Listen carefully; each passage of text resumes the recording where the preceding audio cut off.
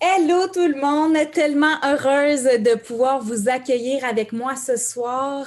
Honnêtement, je suis très, très, très reconnaissante parce que vous êtes très, très nombreuses à avoir répondu à l'appel. Donc, je ne m'y attendais pas. Dans ma tête, on serait beaucoup moins. Il y a plus de 100 personnes qui se sont inscrites. Je sais qu'il y en a beaucoup qui ne peuvent pas être présentes en direct, mais qui vont réécouter l'appel par la suite. Sachez d'ailleurs qu'à tout moment, si vous avez à intervenir, par exemple, avec votre enfant, vous avez besoin de vous lever, sentez-vous très confortable de le faire, vous allez avoir l'enregistrement. Donc, vous allez pouvoir réécouter certaines parties si vous le désirez, là, que vous aurez peut-être manqué ou si vous devez, par exemple, quitter avant la fin. Ça se peut que j'aie l'air un peu distraite au début. Il y a plein de gens qui s'ajoutent à l'appel et comme c'est moi qui dois aussi gérer cet aspect technique-là, ça se peut des fois que ça me déconcentre légèrement. Là, ça rentre, hein? Les gens, c'est pas rare qu'on arrive un petit peu après l'heure. Voilà. Donc, on a seulement 1 heure ensemble et je vous promets vraiment de donner tout ce que je peux pour que ça soit un moment inspirant qui vous donne envie par la suite de passer à l'action. Je veux d'abord que vous me pardonnez parce que ça se peut que je dépasse légèrement. Juste en préparant mon contenu, je me suis rendu compte que je m'étais donné une grande mission de passer à travers tout ce contenu-là en 1 heure.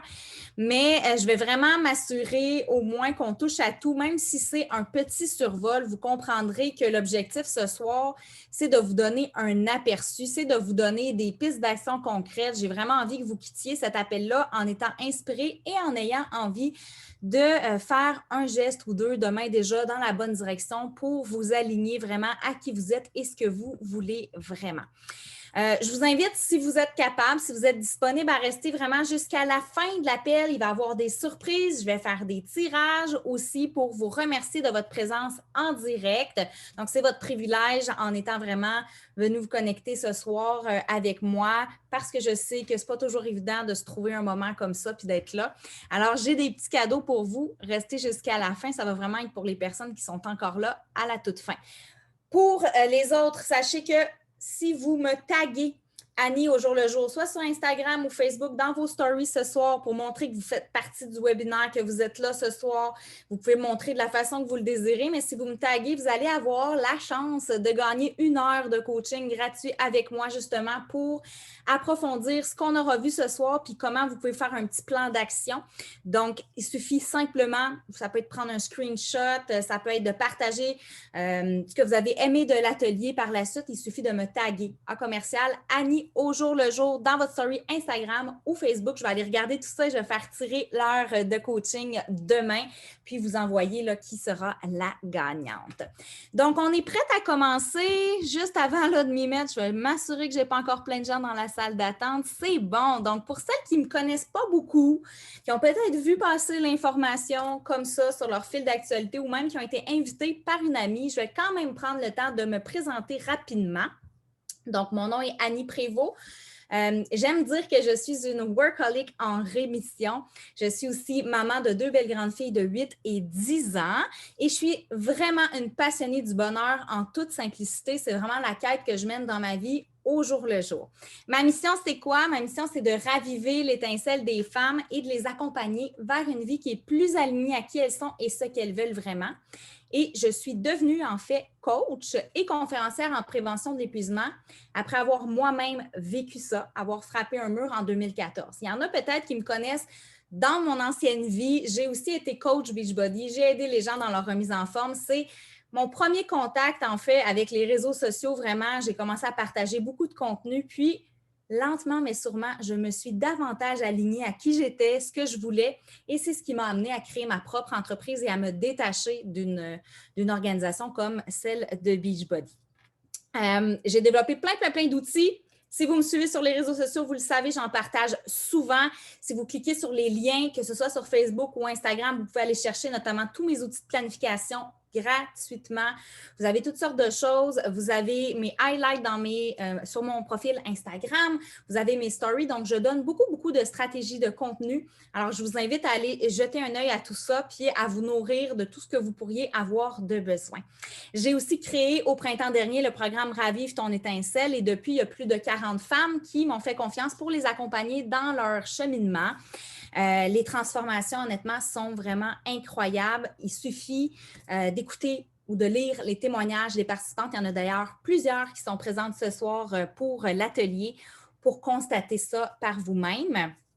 Et d'ailleurs, le but de l'atelier ici ce soir, ça va être de vous donner un petit peu un aperçu de tout ça, de vous faire entrer dans cette magie-là qui est notre belle communauté d'étincelles. J'en parle souvent dans mes stories. Donc, ce soir, je vous fais faire un voyage à travers tout ça. Les 5 grandes clés que je vais vous partager sont des aperçus des 5 grands modules qui constituent mon programme d'accompagnement Ravive ton étincelle. Mais là, c'est une courte introduction parce que je me doutais bien que vous n'auriez pas 20 heures à me donner aujourd'hui. On va y aller avec ce qu'on peut, puis je pense qu'il y a quelque chose là-dedans pour vous inspirer.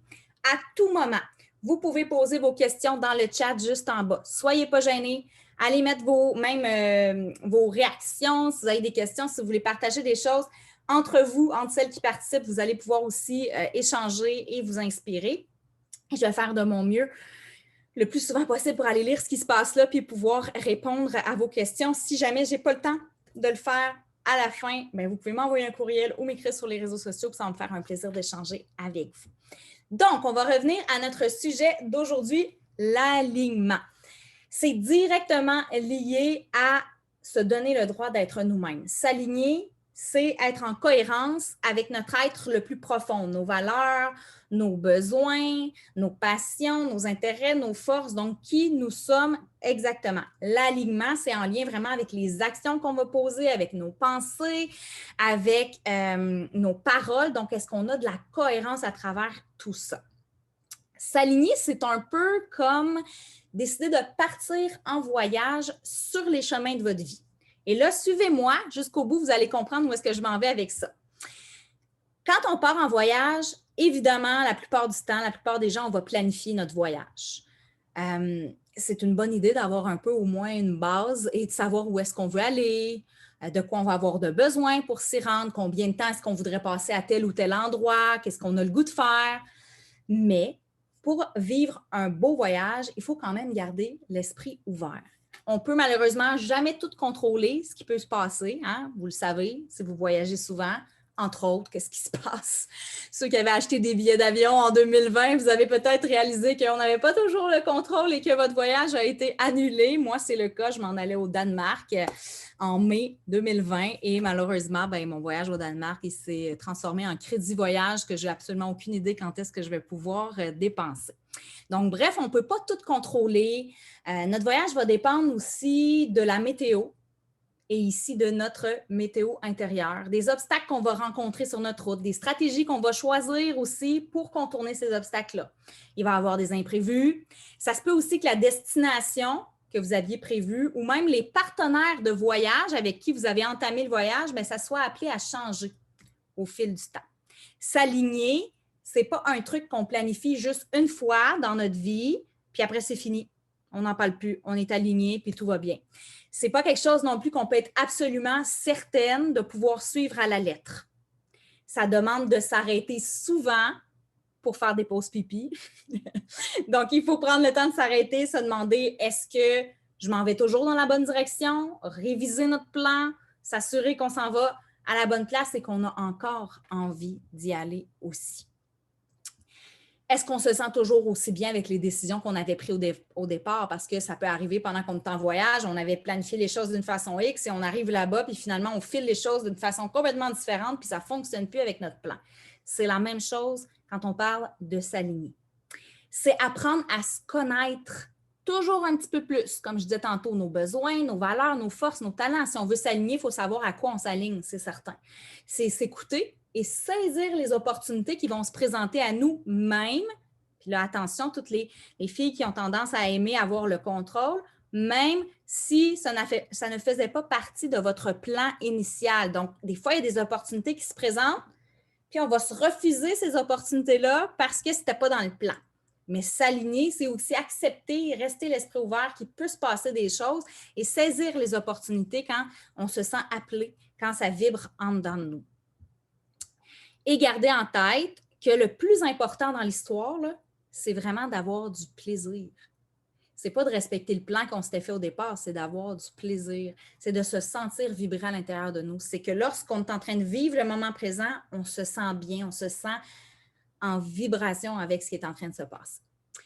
Là, je vais vous demander quelque chose. Je vais vous demander de fermer les yeux et d'essayer de vous remémorer un souvenir de voyage. Ça n'a pas besoin d'être à l'extérieur du Québec, hein. Ça peut être des vacances que vous avez passées à n'importe quel moment de votre vie. Un voyage, là, vraiment, où vous avez trippé, là. Un de vos plus beaux souvenirs ou une anecdote précise de voyage, là, puis que vous avez vraiment eu du plaisir. Là, je veux vraiment que vous le visualisiez, c'est important pour moi. Fait qu'embarquez là-dedans, les filles, laissez-vous aller, fermez vraiment vos yeux, puis pensez à ça. Puis essayez de revivre les émotions, puis ce que vous ressentiez quand vous étiez dans ce voyage-là. Je vous laisse quelques secondes là, pour vraiment le ressentir en dedans de vous.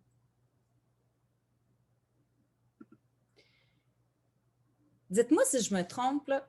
En tout cas, pour ma part, c'est comme ça, mais mes plus beaux voyages, c'est souvent ceux où, à un moment ou à un autre, j'ai eu à lâcher prise. Lâcher prise sur ce que j'avais tout planifié, que j'avais essayé de contrôler. Où j'ai été amenée à vivre certaines expériences, à vivre à fond le moment présent, puis c'était pas forcément prévu. L'été passé, entre autres, j'ai prévu d'aller visiter un parc national très précis parce qu'on me l'avait recommandé, puis c'était vraiment une belle expérience. Les Hautes-Gorges de la Malbaie, tout le monde m'en avait parlé, j'avais tellement le goût d'y aller. J'ai tout organisé mon trip de camping autour de ça, mais j'ai oublié qu'on était dans une année COVID, puis qu'il fallait réserver longtemps d'avance. Alors, quand je suis arrivée là-bas, eh bien, il n'y avait plus aucune disponibilité pour visiter les gorges de la Malbaie. Grosse déception, honnêtement. Sur le coup, j'étais fâchée. Puis, à un moment donné, j'ai juste décidé de lâcher prise. Puis, je me suis dit, OK, ce matin-là, j'ai besoin de quoi? J'ai le goût de quoi? Qu'est-ce qui me ferait triper? Quel genre d'activité pourrait vraiment me faire plaisir? J'ai regardé la météo dehors, je me suis alignée à vraiment ce que j'étais en train de vivre maintenant, puis je me suis mis à fouiller. Puis j'ai découvert un autre endroit. Jamais vu cet endroit-là auparavant, jamais entendu parler. Puis on a décidé d'y aller. Puis savez-vous quoi? Honnêtement, c'était magnifique. J'ai vécu une montée de montagne extraordinaire, un super beau moment avec mon chum. Et ça, je ne l'aurais jamais vécu si je m'étais fermée à l'idée en me disant « Moi, c'est pas ça que j'avais prévu. Finalement, mon plan ne marche pas. Bien, je reste là à bouder, puis je suis fâchée, puis je suis en colère. » C'est ça, s'aligner. C'est s'arrêter un instant, puis se demander est-ce que je suis vraiment là, en ce moment honnête avec moi-même, puis est-ce que ce que je suis en train de faire, mes actions, mes paroles, mes pensées, ça vibre vraiment avec ce qu'il y a à l'intérieur de moi. Je ne m'en vais pas visiter cette chose-là parce qu'on m'a dit « Va visiter ça, c'est beau ». Ce n'est pas quelqu'un qui m'a dit de faire telle ou telle chose, ou ce n'est pas parce que je pense que c'est la meilleure chose à faire, c'est parce que c'est ce que je file au plus profond de moi. L'expérience, la plupart du temps, va être encore meilleure parce que tu vas te connecter réellement au moment présent. Donc, ce soir, mon objectif, c'est de vous donner quelques pistes pour vous aider, oui, à vous écouter davantage, à vous autoriser à être vous-même et surtout à avoir plus de fun dans votre voyage, le voyage de votre vie. Là, j'espère que vous êtes prêtes pour le grand départ, les filles. Donc, ce sont un peu des conseils de voyage que je vais vous donner aujourd'hui. La première clé que je veux vous partager, c'est d'abord et avant tout apprendre à connaître son véhicule. Que tu partes en auto, en bateau, en avion, apprends à connaître ton véhicule. Et là, vous me suivez peut-être, votre véhicule, c'est qui? C'est vous. Donc, c'est d'apprendre à vous connaître. C'est la base. Puis malheureusement, ce que je réalise en accompagnant les femmes, c'est que beaucoup d'entre nous ne prenons pas le temps juste de s'arrêter, de se poser des questions. Ou on l'a fait à un moment donné dans notre vie, on a été appelé à le faire, peut-être dans un cours à l'école, on a fait un test de personnalité à un moment donné dans une revue quand on était adolescente, mais ça s'est arrêté là. Apprendre à se connaître, c'est pas juste faire des tests de personnalité dans des revues pour ados, c'est se poser les bonnes questions. C'est s'aligner vraiment à qui on est. C'est quoi mes besoins? C'est quoi mes valeurs? C'est quoi mes passions? C'est quoi mes plus grands rêves? C'est quoi mes forces? Qu'est-ce qui me fait triper? Quand je vous dis ça, là, est-ce que c'est super évident pour vous, puis ça vous vient à l'esprit tout de suite, vous êtes capable de toutes me donner les réponses à ces questions-là? La plupart du temps, non. Pourquoi? Parce qu'on n'a pas été habitué à se poser ces questions-là. On ne nous a pas appris à se poser ces questions-là. On nous a montré une façon de faire les choses, on nous a enseigné ça, puis on nous a dit « suis le moule ». C'est comme ça que ça se passe. Les gens font les choses comme ça. Mais on ne nous a pas dit « toi, qu'est-ce que tu veux? Comment tu vois la vie, toi? » C'est assez rare qu'on nous a posé ces questions-là. Donc, la base, c'est vraiment d'aller creuser ça. Peut-être que vous allez vous demander, ouais, mais OK, c'est beau, mais comment je fais pour savoir si je suis alignée ou je ne suis pas alignée? Comment je fais pour savoir qu'il y a une incohérence là, entre ce que j'ai découvert en moi puis ce que je fais dans la vie ou les actions, les paroles, les pensées que j'ai? Fait que là, on va faire un premier exercice. J'espère que tout le monde a un papier puis un crayon. Je vais vous laisser un 30 secondes, sinon pour essayer d'en trouver un quelque part. Ça peut être votre téléphone cellulaire si vous n'êtes pas en train de m'écouter dessus. Quelque chose pour noter. Ça va être important que vous ayez quelque chose pour noter. Donc, on va faire un premier exercice. C'est super simple. Je vais vous donner des énoncés. Puis là, je vais vous demander de noter ces énoncés-là sur 10. OK? Donc, une note de 1 à 10. Plus vous vous reconnaissez, plus ça fait partie de votre réalité et dans plusieurs sphères de votre vie, plus la note va être élevée. Tout le monde me suit? Puis si bof, vous ne vous reconnaissez pas vraiment, vous allez donner une note plus basse. Donc, je vais vous nommer les énoncés, puis vous allez juste écrire votre note sur 10 pour chacun, qu'on va faire le total à la fin. Tout le monde est prête? Premier énoncé. Tu as parfois l'impression de jouer un rôle ou d'aller à contresens de qui tu es ou de ce que tu veux, que ce soit au travail ou dans ta relation ou avec tes amis ou avec tes familles, ta famille. Donc, l'impression de ne pas être tout à fait toi-même pour plaire ou pour ne pas choquer personne. Deuxième énoncé. Ça t'arrive souvent de te réveiller fatigué, pas tellement enthousiaste de commencer ta journée, de manquer de motivation par rapport à l'action. Certaines, ça va être les journées où elles travaillent. D'autres, ça peut même être la fin de semaine. Troisième énoncé. Ça t'arrive de trouver que ton quotidien manque de sens. Tu te sens un peu sur le pilote automatique. Tu fais ce que tu as à faire, mais sans plus. Ça ne te stimule pas tellement. Puis encore là, ça se peut que ça soit plus dans une sphère de ta vie que dans une autre que tu ressens cette émotion-là. Puis si c'est le cas, tu peux le noter. Tu peux l'identifier à côté de ta note. Par exemple, je me donne cette note-là pour le travail, mais pour ma famille ou ma vie amoureuse, je ne me donne pas la même note. Quatrième énoncé. Tu as de la misère à avancer dans tes projets, dans tes objectifs. Même si tu fais des efforts, tu procrastines souvent. Par exemple, tu as de la misère à avancer, à avoir des promotions au travail ou à atteindre les objectifs que tu t'étais fixés ou même à trouver quelqu'un qui est prêt à s'engager dans une relation avec toi.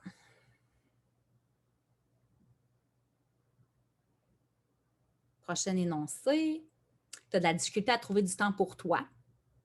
Puis tu as mis quand même plusieurs passions, rêves, projets qui te tenaient à cœur de côté. Avec les années, ça a fini par dormir quelque part, puis ça fait longtemps que tu t'y es pas mis. Puis tu y penses. Tu aimerais ça, mais ça reste sur la glace. Et finalement, dernier énoncé, ça t'arrive d'avoir des imprévus dans des situations où tu te sentais un peu forcé. Puis là, je vais vous donner des exemples. Par exemple, tu avais prévu d'aller à un rendez-vous qui a été arrangé, que tu as accepté, mais que ça ne te tentait pas trop, puis oups, ton pneu s'est crevé. Tu t'es blessé alors que tu te rendais à une réunion XY que tu aurais préféré éviter. Tu es tombé malade la veille d'un repas en famille. Là, c'est sûr, ça ne fait pas très 2020. D'un repas en famille que tu as accepté d'aller à contre-cœur ou d'aller rencontrer des personnes que ça ne te tente pas trop, puis oups, tu tombes malade ou ton corps t'envoie des signaux. Est-ce que tu as constaté quelques imprévus de ce type-là dans ta vie? Donc là, on a fait le tour. Je vais vous demander de compiler votre résultat. On a au total 1, 2, 3, 4, 5, 6. Donc, ça donne une note sur 60. Vous pouvez ensuite diviser votre total par 60 fois 100 pour donner votre pourcentage. Dans le fond, sans se laisser aller aux statistiques mathématiques, parce que il n'y a pas d'études scientifiques derrière ça, il faut juste comprendre que plus votre note va être élevée dans le fond, mais plus il va y avoir de chances que vous soyez présentement désaligné.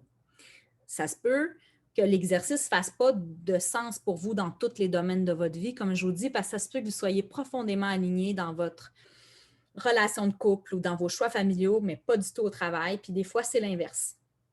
Donc, ça peut valoir la peine de refaire cet exercice-là, mais vraiment de le scinder pour chacune des dimensions de votre vie.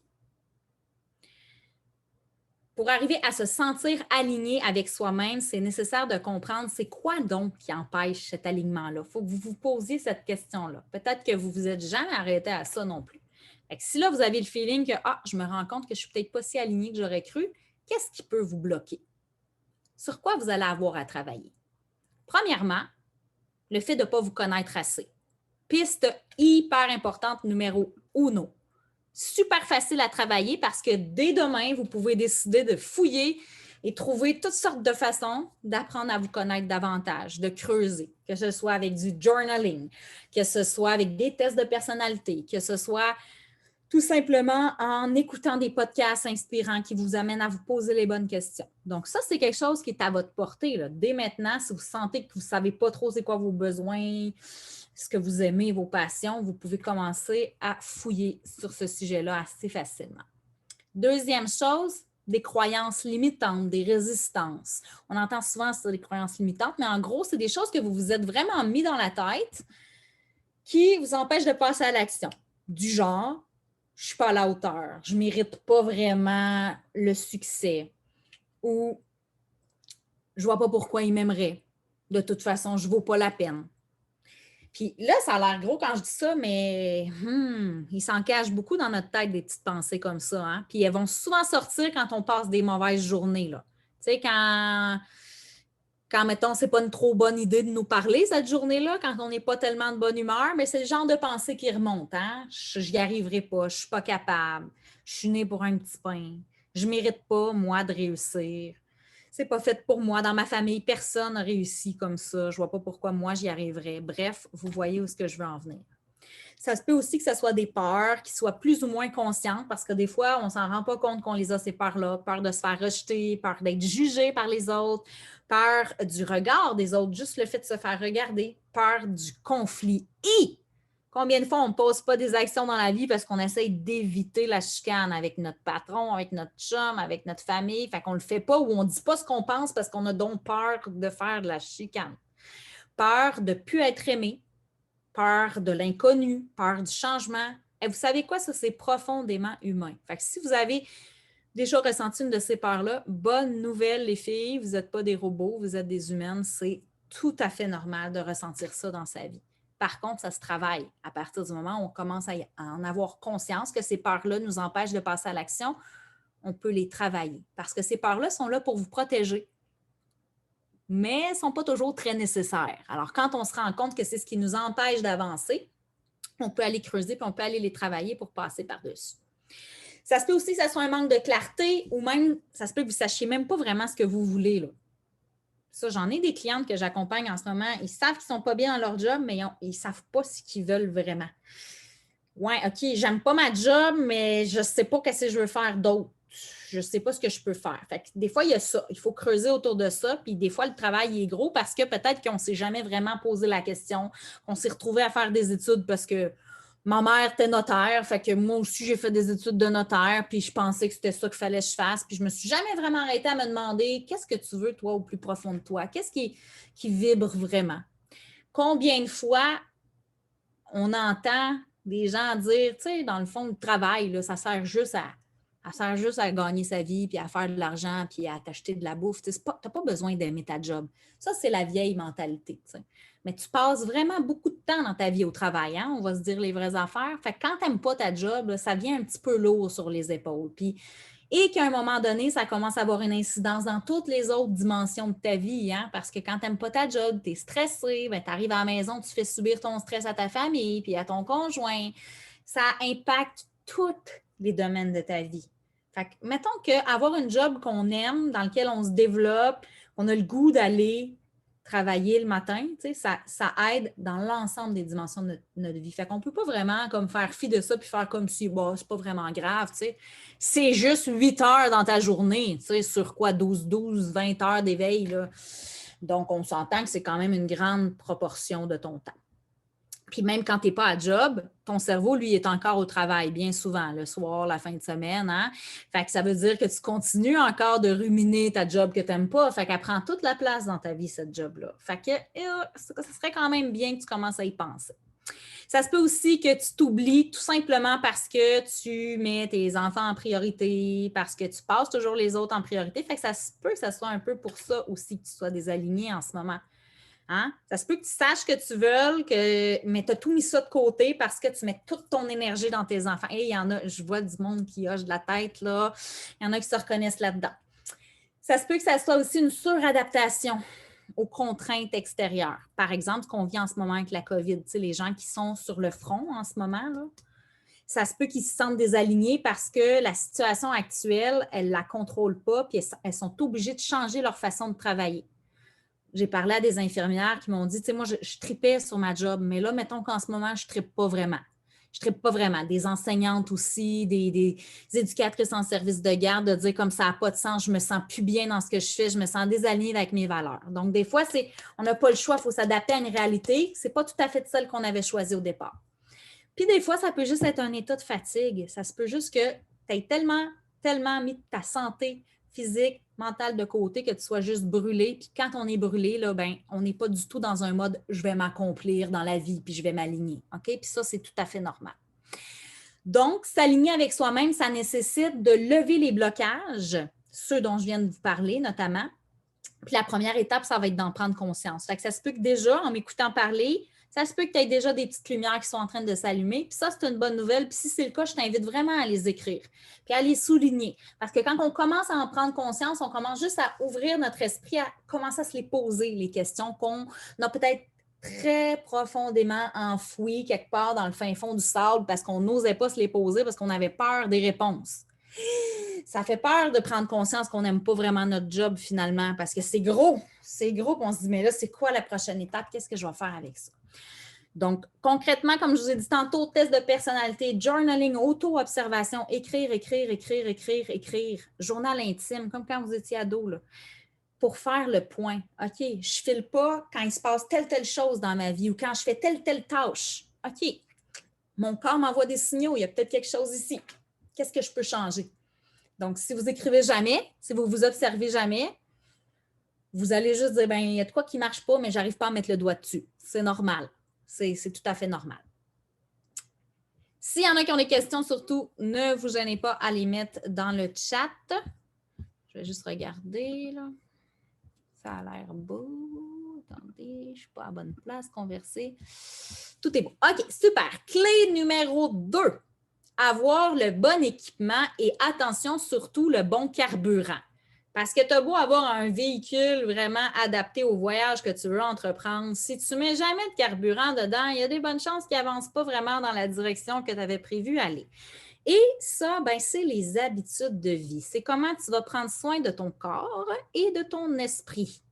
C'est beau vouloir tout changer là, dans ta vie, c'est beau avoir des super objectifs, puis être dans la performance, puis te dire que tu vas être la meilleure dans ton domaine. Si tu ne prends pas soin de ton corps, ça ne sera pas long que ça va arrêter de fonctionner. Puis il y en a qui ne le réalisent pas, là, qui fonctionnent en ce moment sur la 8e batterie de secours, mais à un moment donné, il n'y en a plus de batterie, je vous le dis. Je vous le dis, je l'ai expérimenté, moi, un matin, de ne pas être capable de me lever, puis c'est là pour moi que tout s'est arrêté et que j'ai pu renaître et vivre une vie complètement différente aussi. Donc, on parle ici évidemment de sommeil, d'alimentation, d'hydratation, d'activité physique, de pleine conscience, méditation, respiration. Si ces choses-là, vous n'en prenez pas conscience que c'est important, puis que vous ne mettez pas votre focus sur est-ce que je dors assez, est-ce que je m'alimente bien. Puis là, je ne parle pas de régime, là, puis de tout le tralala. Je parle vraiment de est-ce que je nourris mon corps, est-ce que je lui donne le carburant nécessaire pour fonctionner. Est-ce que je bois de l'eau? Est-ce que je bouge? Pas est-ce que je m'entraîne, tout le tralala encore une fois. Est-ce que j'active mon corps? Parce que pour avoir de l'énergie, l'énergie vient avec l'énergie dans le corps. Hein? Et tout est en mouvement dans le corps. Nos cellules sont en mouvement. Notre corps est fait pour bouger. Il n'est pas fait pour rester écrasé. OK? Fait est-ce que tu bouges? Tu marches, tu fais du yoga, tu danses 5 minutes dans ton salon, peu importe. Est-ce que tu prends le temps juste de t'arrêter et de respirer? Et combien de fois, là, même quand je suivais des cours de yoga, j'entendais des filles dire « Mon Dieu! » Je n'avais même pas réalisé que je respirais de cette façon-là. Je ne m'étais jamais arrêtée à m'écouter respirer. Rendu à 25-30 ans. Là. Fait que si c'est votre cas, c'est le temps de commencer juste à prendre conscience de votre respiration puis de prendre conscience du pouvoir de celle-ci, honnêtement, sur votre vie. C'est vital, c'est la base. Fait qu'en gros, je veux surtout vous rappeler l'importance de mettre ça à l'horaire. Ça a l'air banal, mais je vois des plans d'action de fou, je vois des agendas de fou, mais il n'y a pas personne qui met à l'horaire prendre soin de moi, bouger, boire de l'eau, bien manger. Mettez-vous à l'horaire. C'est une priorité. Ça passe avant tout le reste. C'est votre fonctionnement vital. C'est comme si vous arrêtez d'arroser vos plantes dans la maison. Elles ne seront pas très belles. À chaque fois que vous ne mettez pas ces choses-là en priorité, vous arrêtez de vous arroser. Fait que c'est tout à fait normal que vous ne poussez plus, que vous ne soyez pas dans la croissance, que vous ne fassiez pas de fleurs. C'est normal.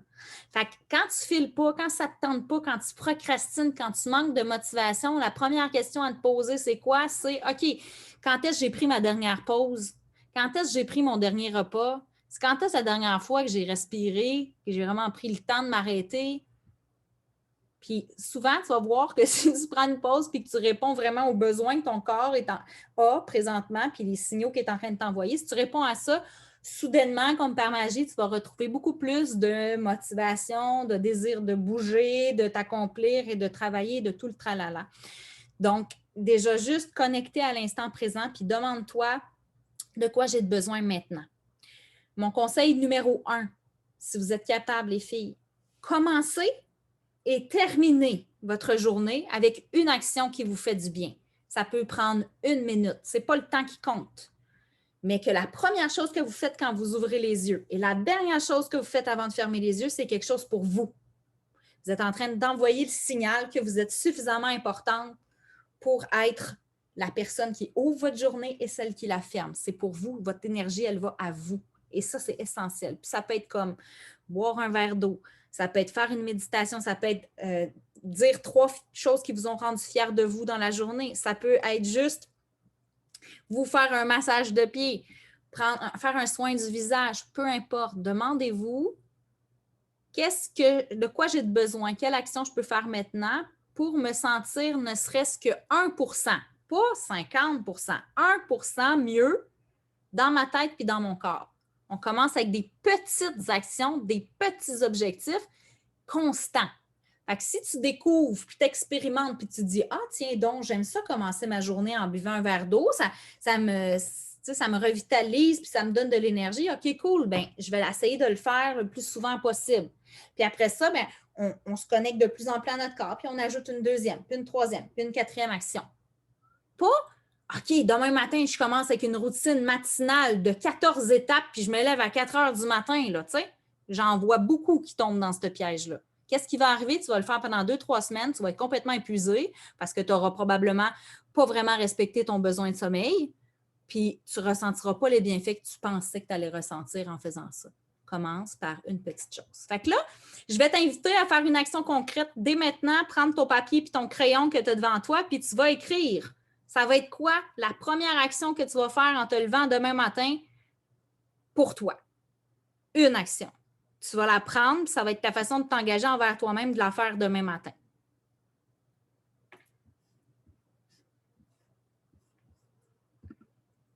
Là, fais pas juste m'écouter pour le fun, fais-le pour vrai, là. Tu sais, toutes celles qui sont cachées, que je ne vois pas vos caméras ouvertes, là, je ne sais pas, moi, si vous faites le travail, là.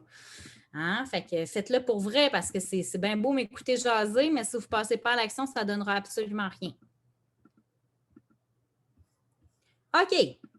Donc, clé numéro 3, voyager avec les bons partenaires. Parce que ça peut être long en tabarnouche faire un road trip d'une vie au complet avec les mauvaises personnes. Celles qui ont déjà vécu des expériences de voyage désagréables, moi, j'ai des souvenirs de vols d'avion, notamment avec des gens assis à côté de moi, pas vraiment réjouissants, je m'en rappelle encore aujourd'hui.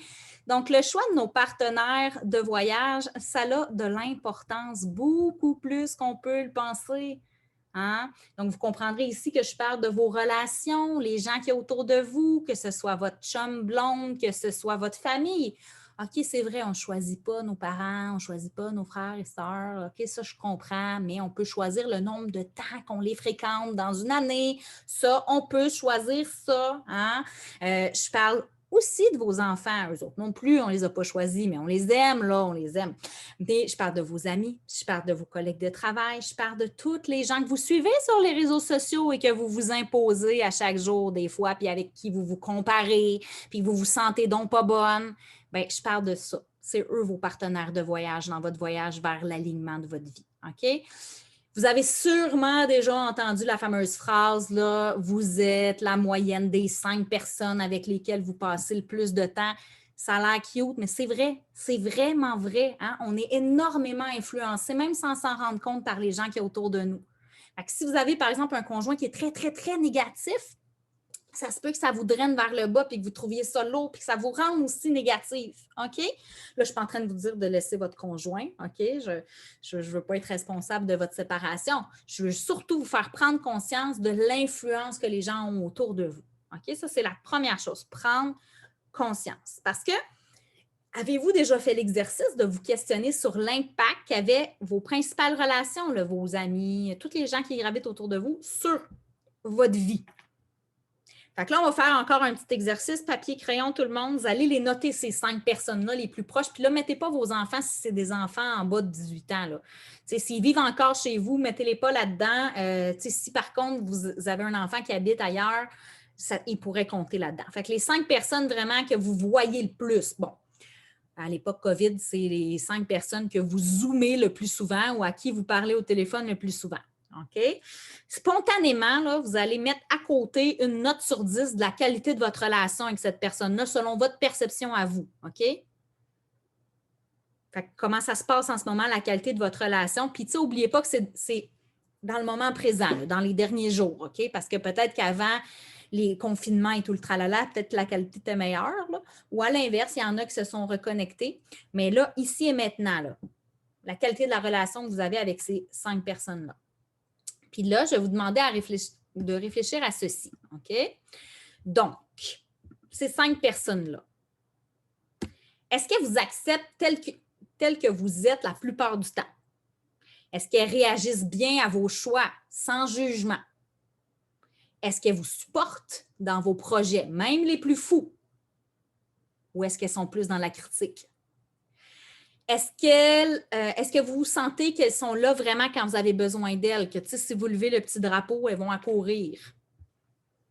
Demandez-vous aussi, est-ce que vous êtes confortable, vous vous sentez en confiance d'exprimer clairement vos besoins et vos limites avec ces personnes-là? De partager toutes vos pensées, puis vraiment d'être 100% vous-même avec ces personnes-là. Maintenant, vous allez donner une note sur 10 à ces mêmes personnes-là pour votre niveau d'aisance à être vraiment, vraiment, vraiment vous-même, puis à exprimer vos besoins et vos limites avec authenticité à ces personnes-là. Plus la note est élevée, plus c'est facile, plus vous êtes vraiment vous-même à 100%. Évidemment, vous pouvez faire l'exercice avec l'ensemble de vos relations si vous désirez. Puis là, il y a une corrélation à observer entre les deux notes que vous avez sous les yeux, entre la qualité de la relation puis comment vous pouvez vous sentir avec cette personne-là. Bon, il y a des bonnes chances que si la qualité de la relation n'est pas bonne, votre note sur votre niveau d'aisance à être vous-même puis à vraiment être capable d'exprimer vos besoins et limites va être basse, elle aussi. Ça se peut. Ça se peut que les deux soient très élevés. Ça se peut que vous soyez dans une bonne relation avec la personne, mais que vous n'arrivez toujours pas à être vous-même. Fait que c'est peut-être pour ça que la relation est bonne, parce que si vous étiez vraiment vous-même, peut-être que la relation serait un petit peu moins bonne. Donc, la question à vous poser maintenant, c'est quoi votre focus? Est-ce que votre focus, c'est d'améliorer la qualité de votre relation, d'abord et avant tout avec la personne, pour ensuite vous sentir plus confortable, d'exprimer vos besoins aux limites, ou votre focus, la relation est déjà bonne avec la personne, mais est-ce que votre focus, ça ne serait pas peut-être de clarifier un peu plus qu'est-ce que vous voulez, de clarifier un peu plus vos besoins, vos attentes, d'être un peu plus vous-même? Qu'est-ce qui vous empêche d'être vous-même avec cette personne-là si la relation, elle est bonne?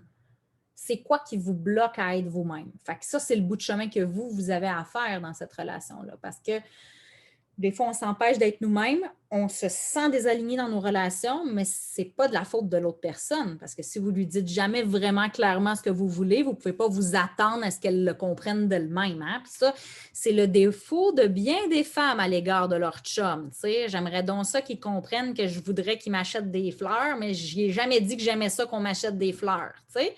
Prenez rien pour acquis dans la vie. Quand vous désirez quelque chose, il faut apprendre à l'exprimer clairement parce que chaque personne est tellement différente et les gens ont tellement des perceptions différentes de ce que c'est être en relation que si vous ne prenez jamais le temps de vous asseoir pour le clarifier, le dire, voici mes limites, voici mes besoins, vous ne pouvez pas attendre de l'autre qu'il le devine.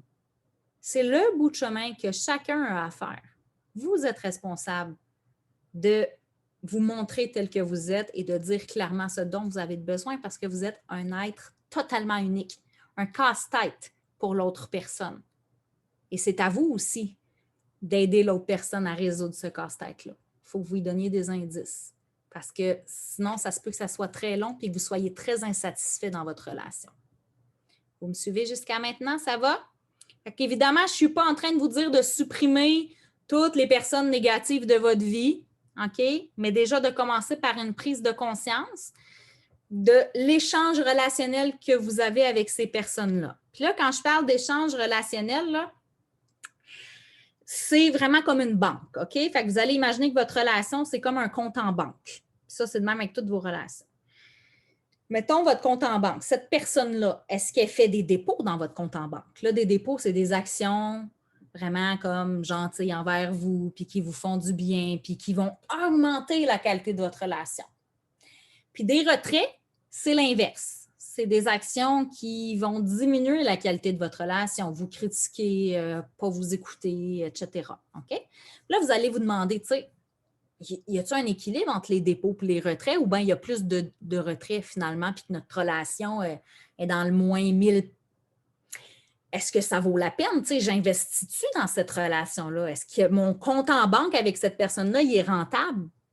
Est-ce que finalement, je suis en train de m'appauvrir dans cette relation-là ou je suis en train de m'enrichir parce que finalement, il y a pas mal de dépôts puis qu'on arrive tous les deux à mettre de l'argent de côté puis c'est un investissement rentable?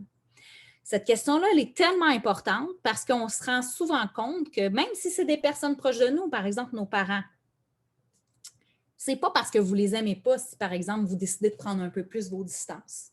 Puis c'est pas parce qu'ils ont des mauvaises intentions, vos parents, qui ne vous comprennent pas toujours, puis parfois, ils peuvent avoir des commentaires qui sont démotivants pour vous.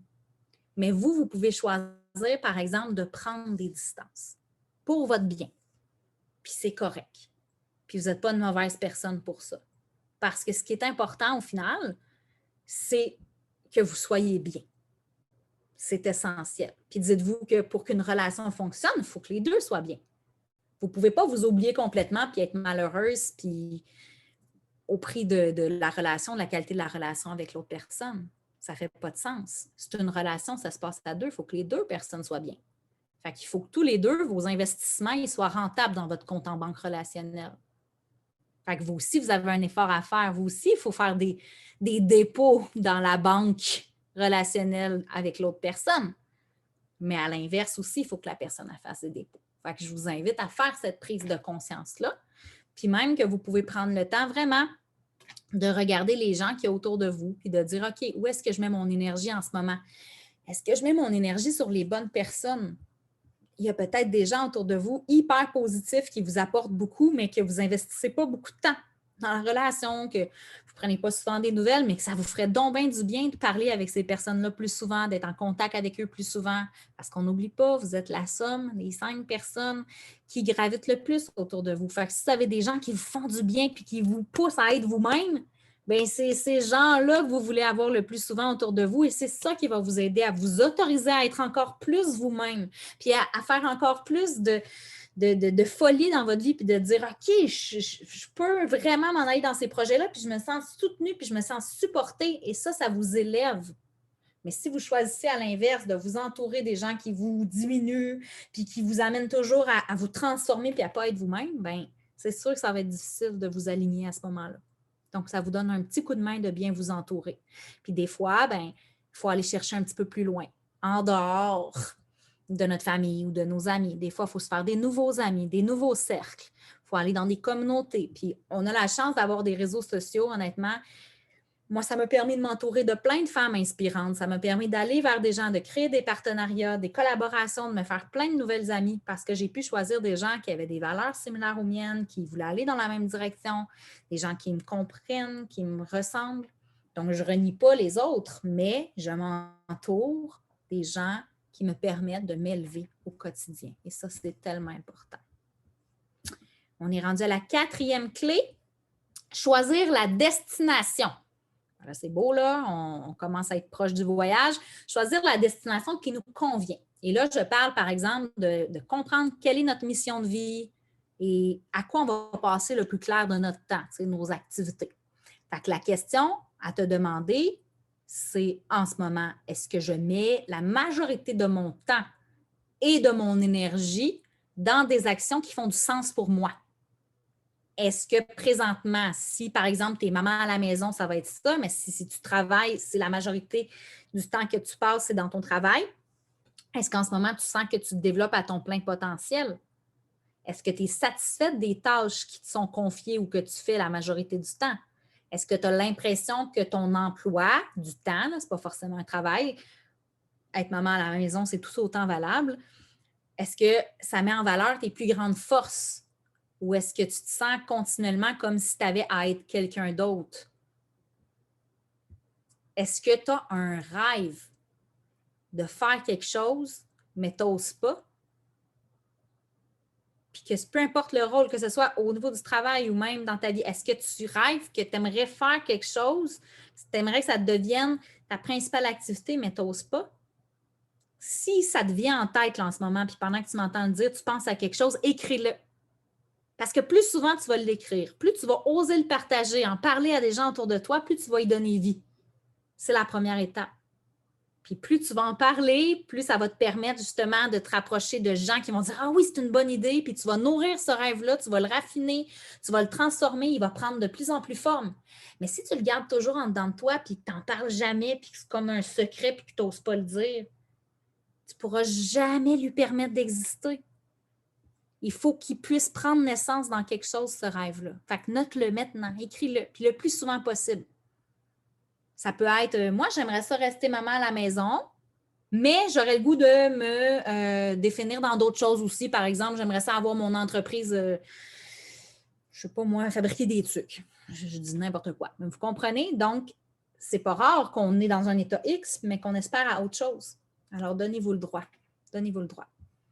Est-ce que tu t'es déjà demandé c'était quoi ta mission de vie? Faites-moi un signe de tête. Est-ce qu'il y en a qui se sont déjà posé clairement la question, moi, là, c'est quoi ma mission de vie? Pourquoi je suis ici? Pourquoi je suis sur Terre? C'est quoi mon but? Comment je peux contribuer? Cette question-là, c'est une grande question. Hein? Puis il n'y a pas de réponse parfaite. Puis ça se peut que la réponse à cette question-là, elle se transforme à travers le temps. Puis c'est tout à fait normal. OK? Mais tout part de là. Tout part de là. Puis là, je ne te dis pas de changer de job demain matin, mais juste de te demander, OK, comment est-ce que je peux me rapprocher un petit peu plus de ça? Comment est-ce que je peux mettre un petit peu plus mes talents à profit? Si je sais que moi, là, j'ai certains dons dans la vie, que je maîtrise des choses, puis qu'à chaque fois que je le fais, ça fait une différence autour de moi, ça rend des gens heureux, ça met le sourire dans le visage de quelqu'un. Comment je pourrais faire ça plus? Même en gardant ma job actuelle ou même en restant dans le rôle que j'ai actuellement au niveau professionnel ou en étant à la maison ou peu importe, comment est-ce que je pourrais faire ça plus? Comment est-ce que je pourrais mettre mes talents à profit? Ça peut être dans un loisir, ça peut être en faisant du bénévolat ou en t'impliquant dans une communauté en ligne ou même en allant proposer tes services, même à même ton travail, prendre de l'initiative, proposer des idées. Hey, moi, je pourrais m'occuper du club social. J'aime ça organiser des événements, puis ma job ne me permet pas vraiment de le faire, mais en étant dans le club social, ça me permet donc de prendre de l'initiative. pour exploiter davantage ce dans quoi tu es le meilleur, la meilleure. Pourquoi? Parce que c'est ça qui va te faire vibrer. C'est ça qui va te faire te sentir à ton plein potentiel. Puis un petit exercice que tu peux faire, c'est prendre ta description de tâche, de job, là, puis vraiment, là, littéralement, la prendre, puis souligner.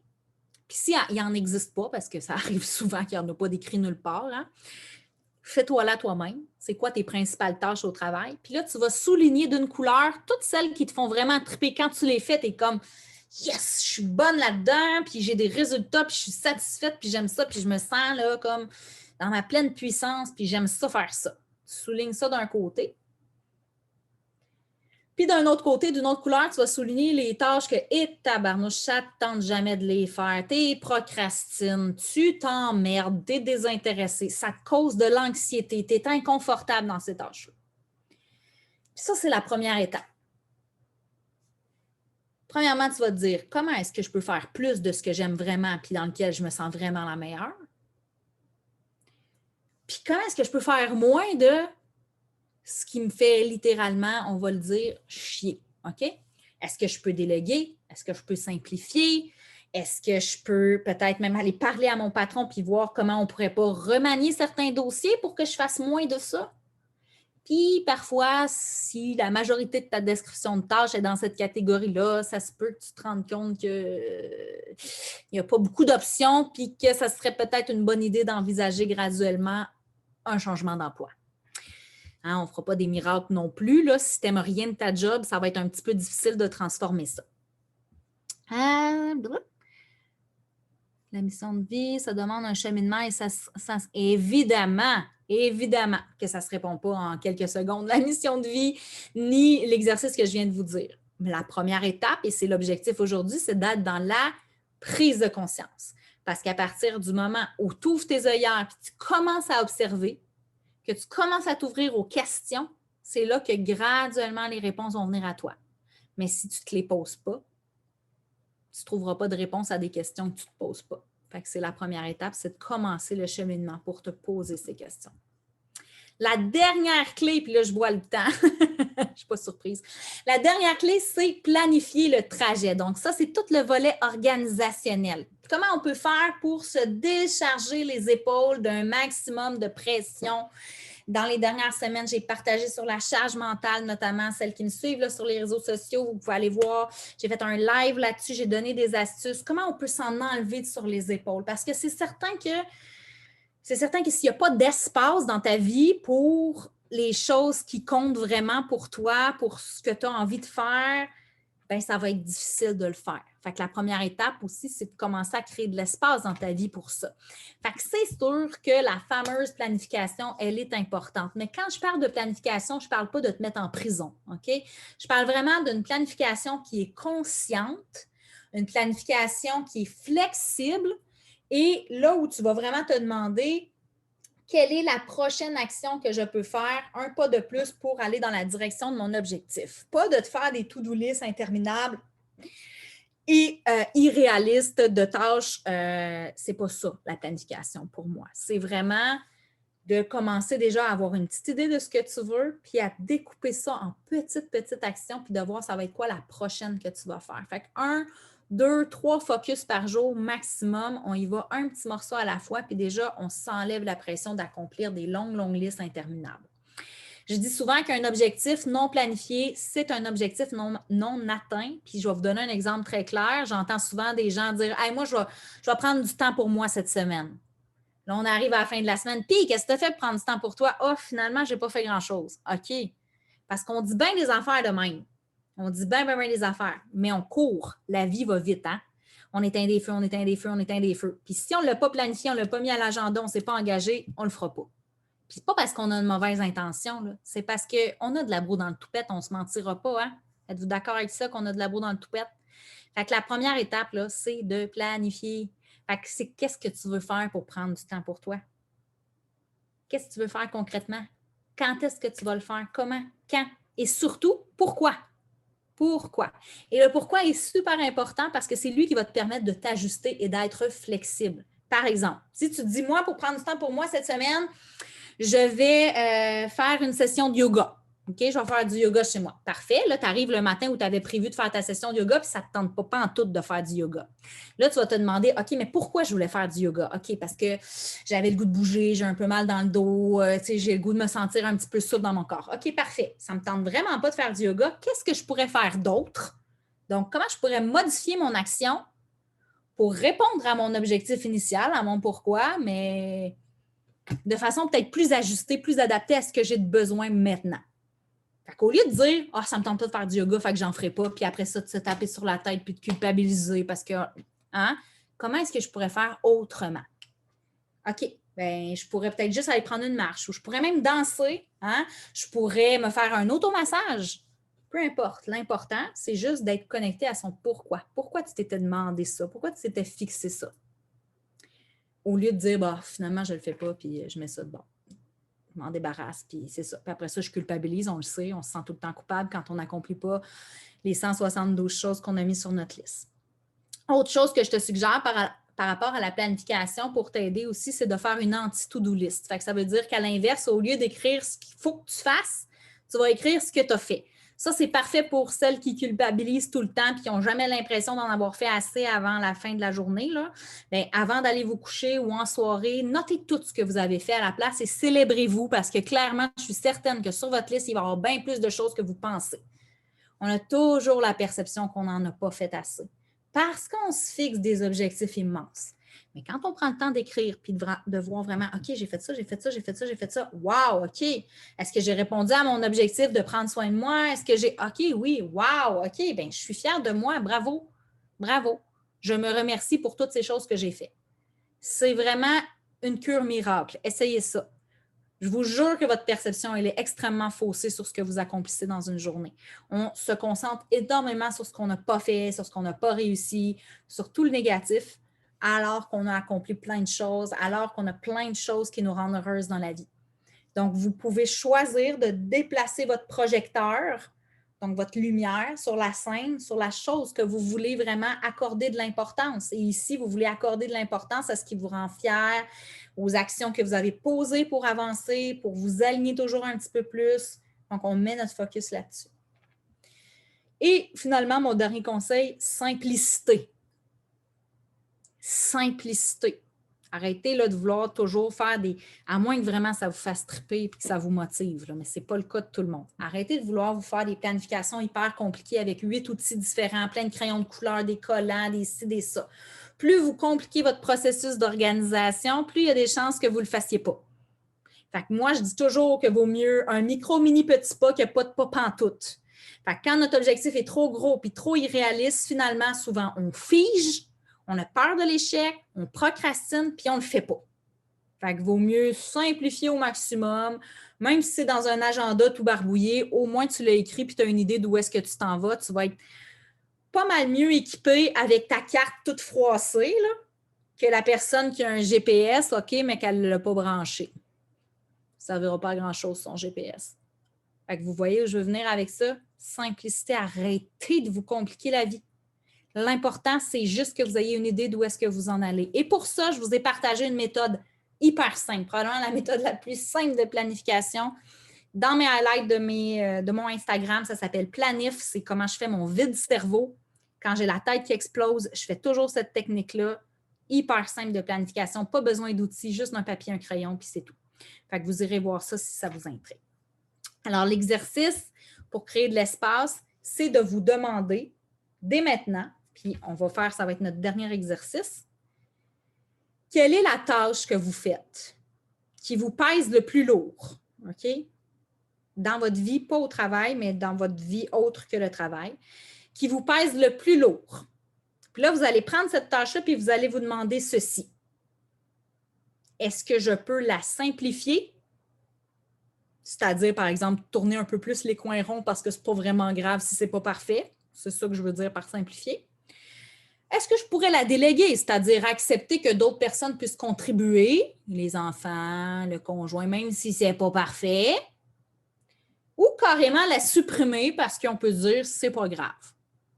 Moi, je prends toujours l'exemple des bas, mais tu sais, moi, là, je veux dire, plier les bas, plier des bobettes, je veux dire, à quoi ça sert, là? Moi, quand je vois du monde passer 1 heure à plier des brassières et des bobettes, je me dis comme, prends-toi un panier là, dans ton tiroir, puis sac toutes les bobettes dedans, puis ta vie, là, ça va peut-être sauver là, 15 minutes par semaine, mais additionne ces 15 minutes-là, puis regarde tout le temps qui se crée là, pour peut-être lire, pour faire quelque chose qui te tente.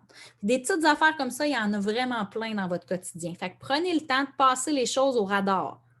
Si vous n'aimez pas ça, ça ne vibre pas, c'est pas aligné, ça ne vous tente pas, mais que vous le faites pour je ne sais pas quelle raison, parce qu'on vous l'a montré ou parce que vous pensez que toutes les bonnes mères font ça, bien, demandez-vous, est-ce que je peux le simplifier? Est-ce que je peux le déléguer? Ou est-ce que je peux carrément m'en débarrasser de cette tâche-là?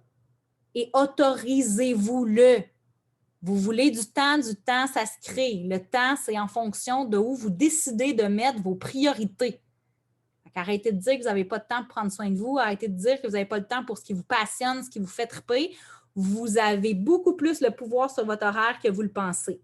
Et la plupart du temps, c'est nous qui choisissons de s'imposer un rythme complètement effréné. Moi, je vois du monde la fin de semaine, je suis comme ouais, savais-tu qu'une fin de semaine, ça avait été inventé pour se reposer? Parce que là, quand tu me dis que tu fais ton ménage de printemps 14 fois par année, là, à un moment donné, je veux dire, quand est-ce que tu te reposes là-dedans?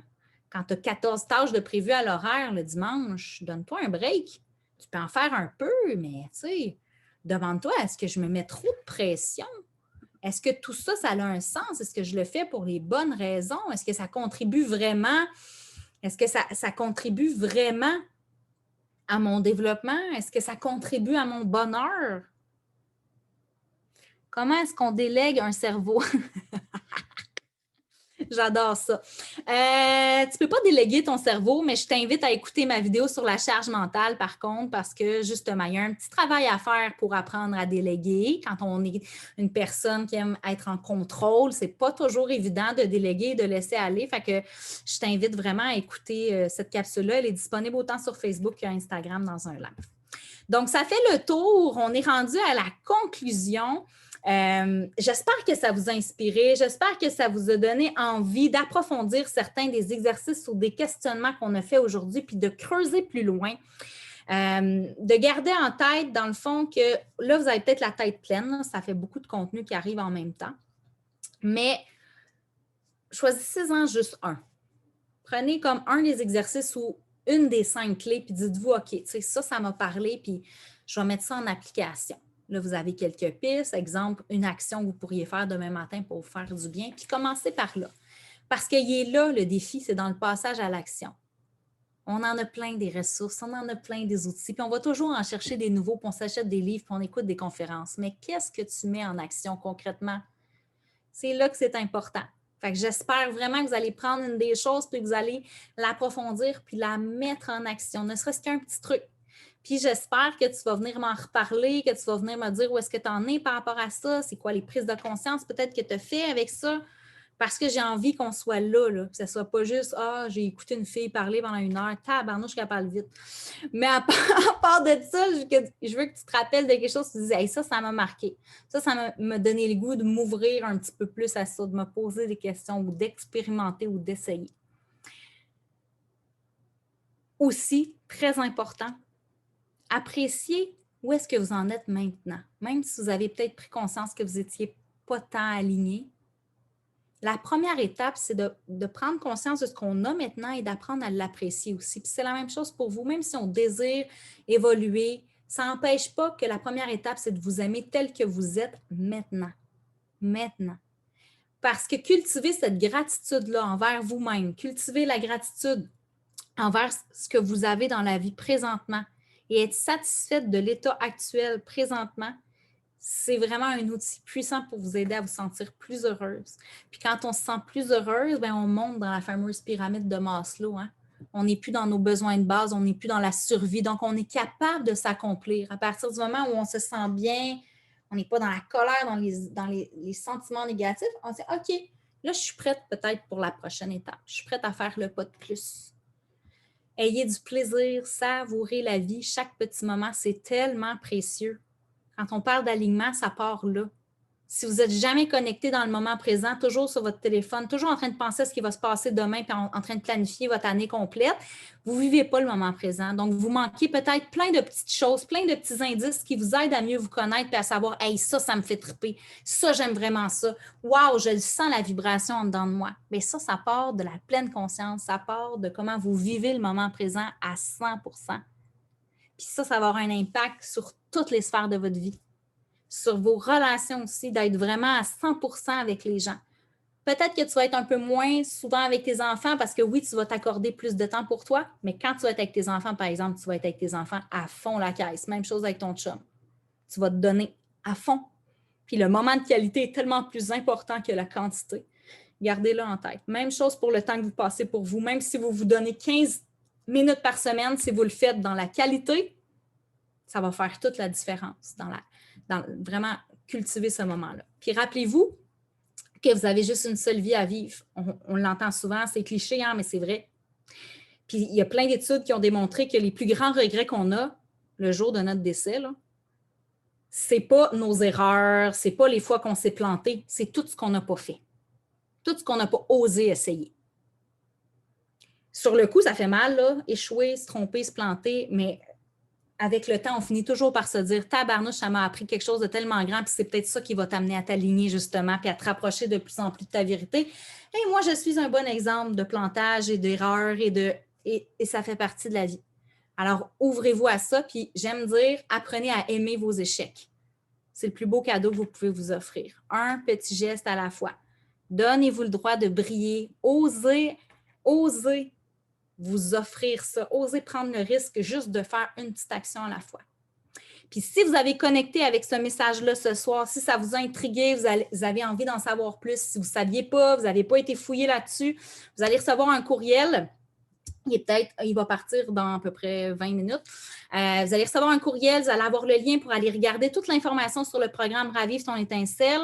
Et j'ai eu envie de vous offrir un cadeau, donc vous avez un rabais de 15% si vous désirez vous lancer dans l'aventure parce que vous avez participé à ce webinaire-là, un 15% jusqu'au 28 février. Sur peu importe le plan de paiement que vous choisissez, vous allez avoir ce 15%-là, vous rentrez le code AMOUR, vous allez avoir toute l'information qui va être envoyée par courriel. Ravive ton étincelle, c'est quoi? C'est un mixte, en fait, d'une formation en ligne sur tout ce qu'on a abordé aujourd'hui, donc les 5 grandes dimensions. Vous avez une communauté de femmes incroyables, déjà plus de 40 femmes dans le groupe avec qui vous pouvez vraiment connecter puis progresser. Et vous avez une coach qui est vraiment dévouée à votre cheminement, à votre transformation. Allez regarder l'information, allez écouter les témoignages des participantes et vous allez voir qu'est-ce que ça pourrait apporter dans votre vie et surtout, vous pouvez prendre un appel d'information avec moi. C'est gratuit, ça prend 15-20 minutes, on regarde ensemble. Qu'est-ce que c'est? Est-ce que ça peut vous apporter quelque chose? Je vais vous mettre le lien s'il y en a qui veulent réserver un appel tout de suite dans le chat. Donc, vous avez le lien. Ça ne vous engage à rien, évidemment, mais ça vous permet d'en savoir un petit peu plus. Donc, vous avez le lien là. Donc, maintenant, parce que vous vous êtes rendu jusqu'à la fin, je vais faire un petit tirage. Donc, dans le fond, ce que je vais faire, c'est que je vais mettre le mode où je vois tous les visages des gens qui sont là. Vous n'êtes pas obligé d'allumer vos caméras en passant. Je veux juste avoir votre nom. Moi, je vais juste fermer les yeux puis je vais pointer mon écran et je vais tomber sur des gens. Donc, ce que je fais tirer, et je l'aime vraiment beaucoup, c'est une petite épinglette. Et sur cette petite épinglette, il est écrit, c'est en anglais, mais c'est écrit « Busy », donc « occupé ». Is not a badge of honor. C'est pas une badge d'honneur, OK? Fait que tu n'as pas à être fier d'être occupé. Je trouve ça incroyable comme petit rappel parce que c'est pas la quantité de choses qui fait qui tu es, OK? C'est la qualité. C'est la qualité de comment tu t'investis dans ces choses-là. Je vais en faire tirer 3 comme ça que je vais vous envoyer par la poste. Et n'oubliez pas que si vous partagez dans vos stories avec le tag Annie au jour le jour, soit sur Facebook, Instagram, vous avez la chance de gagner 1 heure de coaching avec moi pour qu'on puisse approfondir ce qui a été vu ce soir durant le webinaire. Donc, assurez-vous, même si vos caméras ne sont pas ouvertes. OK, parfait. Je vais juste faire le petit affichage où je vois tout le monde. OK. Et là, je vais pointer en fermant les yeux. Annie. Là, je pense qu'il y a juste une Annie de connecter. Alors, je n'ai pas ton nom de famille, mais tu as un petit chat sur ton épaule. Donc, Annie, tu vas simplement peut-être me donner ton nom en démutant ou sinon tu peux m'écrire sur mes réseaux sociaux parce que je vais avoir besoin évidemment de ton adresse. Donc, si tu peux me dire ton nom de famille, sinon, fais-moi juste un signe de la tête si tu es capable de me rejoindre sur mes réseaux sociaux facilement. Oui. Bon, fait que Annie avec un chat. Une deuxième personne. Rose. Allô? Contente de te voir. Donc, Rose, je pense que tu sais comment me rejoindre sur mes réseaux sociaux aussi. Tu me fais un petit coucou simplement, puis je vais avoir besoin de ton adresse postale.